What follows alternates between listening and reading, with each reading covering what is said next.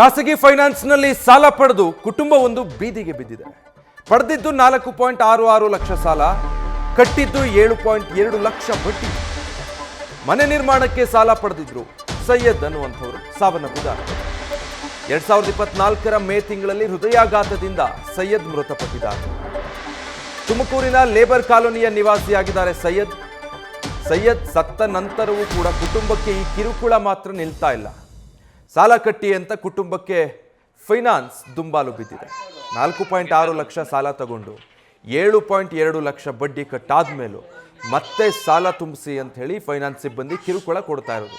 ಅದು ಸೈಯದ್ ಸಮೀವುಲ್ಲಾ ಸಾಲ ಪಡೆದಿದ್ದವರು ಮನೆ ಕಟ್ಟೋದಕ್ಕೆ ಅಂತ 2024 ಮೇನಲ್ಲೇ ಅವರು ಕಾಲವಾಗಿದ್ದಾರೆ. ಏನು ಸಾಲ ತಗೊಂಡಿದ್ರು ಅದಕ್ಕೂ ಆಲ್ಮೋಸ್ಟ್ ದುಪ್ಪಟ್ಟು ಅಂತ ಹೇಳ್ಬೋದು. ಹತ್ತತ್ರ ಅಷ್ಟು ಈಗಾಗಲೇ ಬಡ್ಡಿ ರೂಪದಲ್ಲಿ ಕಟ್ಟಿದ್ದಾರೆ. ನಮ್ಮ ಯಜಮಾನರು 19ನೇ ಇಸ್ವಿಗೆ 5 ಸ್ಟಾರ್ನಲ್ಲಿ 4,65,19 ಜನರಿಗೆ ಇದು 5 ಸ್ಟಾರ್ನಲ್ಲಿ 4,65,000 ಲಾಂಟ್ ಅಂಟಿದ್ರು ಸರ್. ಈಗ ನಮ್ಮ ಯಜಮಾನ್ರು ತೀರೋಗಿ 9 ತಿಂಗಳಾಯಿತು. ಅದಾದ್ಮೇಲೂ ನಾನು ಹಣ ಕಟ್ಟಿದ್ದೀನಿ. ಈಗ ನನಗೆ ಕಟ್ಟೋಕೆ ಆಗಲ್ಲ, ನಮ್ಮ ಯಜಮಾನ್ರು ತೀರೋಗಿದ್ದಾರಲ್ಲ, ಏನಾದರೂ ಇನ್ಶೂರೆನ್ಸ್ ಐತೆ ನೋಡಿ ಸರ್ ಅದಕ್ಕೆ ಇಲ್ಲ ಅಂದರು. ಅದಕ್ಕೆ ಸರ್ ನಾನು ಎಷ್ಟು ಅಸಲು ಕಟ್ಟಬೇಕು? 62 ಕಟ್ಟಿದ್ದೀನಿ.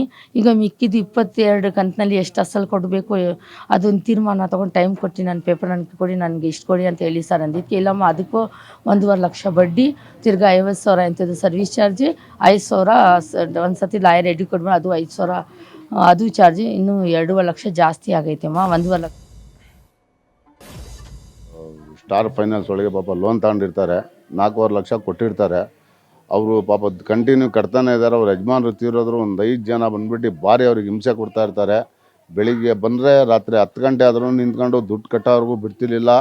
ವಾಚ ಶಬ್ದದಿಂದ ಮಾತಾಡೋರು, ಕೆಟ್ಟ ಮಾತಾಡೋರು, ಏಕವಚನದಲ್ಲೇ ಹೋಗು ಬಾ ಮನೆ ಸಾಮಾನು ಮಾರ್ಕೊಡು, ಏನನ್ನ ಮಾಡಿಕೊಡು, ತಂದು ಕಟ್ಟಬೇಕು ಅಂತೇಳಿ ಇದು ಮಾಡೋರು.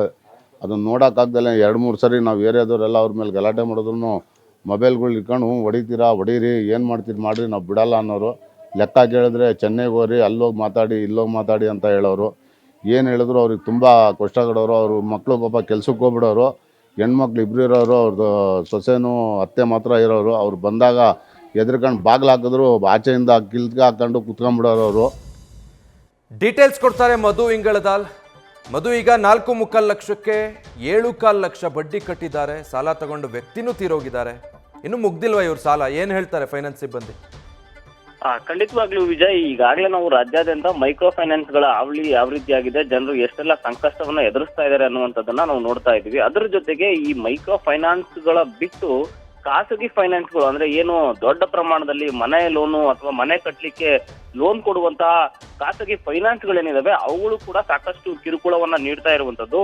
ಉದಾಹರಣೆಗೆ ಈಗ ತುಮಕೂರಿನ ಲೇಬರ್ ಕಾಲೋನಿ ನಿವಾಸಿಯಾಗಿರುವಂತಹ ಸೈಯದ್ ಸಮೀವುಲ್ಲಾ ಅನ್ನುವಂಥವ್ರು ಕಳೆದ 2019ರಲ್ಲಿ ಒಂದು ಮನೆ ಕಟ್ಟಲಿಕ್ಕೆ ಲೋನ್ ಅನ್ನ ತೆಗೆದುಕೊಂಡಿರ್ತಾರೆ. ಆದ್ರೆ ಅವರು ನಿರಂತರವಾಗಿ ಹಣವನ್ನ ಪಾವತಿ ಮಾಡಿರ್ತಾರೆ. ನಡುವೆ ಕೊರೋನಾ ಕಾಲದಲ್ಲೂ ಕೂಡ ಅವರು ಯಾವುದೇ ರೀತಿಯ ಹಣಕಾಸಿನ ತೊಂದರೆ ಆಗ್ಬಾರ್ದು ಅಂತ ಹೇಳಿ ಅವರು ಒಂದು ಖಾಸಗಿ ಫೈನಾನ್ಸ್ ಏನಿದೆ ಅದಕ್ಕೆ ಇನ್ಸ್ಟಾಲ್ಮೆಂಟ್ ಅಲ್ಲಿ ಹಣವನ್ನ ಪಾವತಿ ಮಾಡಿರ್ತಾರೆ. ಆದ್ರೆ 2024 ಮೇನಲ್ಲಿ ಅವರು ಮರಣ ಹೊಂದಿದ ಬಳಿಕ ಕುಟುಂಬ ಆರ್ಥಿಕ ಸಂಕಷ್ಟಕ್ಕೆ ಒಳಗಾಗುತ್ತೆ. ಅದಾದ್ಮೇಲೆ ಖಾಸಗಿ ಫೈನಾನ್ಸ್ನವರ ಕಿರುಕುಳ ಈ ಒಂದು ಏನು ಸಮೀವುಲ್ಲಾ ಇದ್ದಾರೆ ಅವರ ಮನೆಯವರಿಗೆ ಕಾಡ್ತಾ ಇರುತ್ತೆ. ಅವರು ಈಗ ಮೃತಪಟ್ಟ ನಂತರ, ಅಂದ್ರೆ ಏನು ಯಾವ ವ್ಯಕ್ತಿ ಸಾಲ ತೆಗೆದುಕೊಂಡಿರ್ತಾನೆ ಆ ವ್ಯಕ್ತಿ ಮರಣ ನಂತರ ಅವರ ಬಳಿ ಅದು ಕೂಡ ಕ್ಲಿಯರ್ ಆಗುವಂತಹ ಸಾಧ್ಯತೆಗಳಿದೆ. ಆದ್ರೆ ಇಲ್ಲಿ ಅಂತಹ ವ್ಯಕ್ತಿ ಮರಣ ಹೊಂದಿದ್ರು ಕೂಡ ಅವರ ಕುಟುಂಬಸ್ಥರಿಗೆ ಈಗ ಖಾಸಗಿ ಫೈನಾನ್ಸ್ ಅವರು ಹೋಗಿ ಪದೇ ಕಿರುಕುಳ ನೀಡ್ತಾ ಇರುವಂತದ್ದು. ಬೆಳಗ್ಗೆ ಹೋದ್ರೆ ರಾತ್ರಿವರೆಗೂ ಕೂಡ ಅವರ ಹಣ ಕಟ್ಟೋವರೆಗೂ ಕೂಡ ಮನೆ ಬಳಿ ನಿಂತು ಅವರಿಗೆ ಕಿರುಕುಳ ನೀಡ್ತಾ ಇದ್ದಾರೆ. ಈಗ ಏನು ಮೈಕ್ರೋ ಫೈನಾನ್ಸ್ ಗಳಿಗೆ ಯಾವ ರೀತಿಯಾಗಿ ಸರ್ಕಾರ ಒಂದು ಕ್ರಮ ಕೈಗೊಂಡಿದೆ, ಅದೇ ರೀತಿಯಾಗಿ ಈ ಖಾಸಗಿ ಫೈನಾನ್ಸ್ ಗಳಿಗೂ ಕೂಡ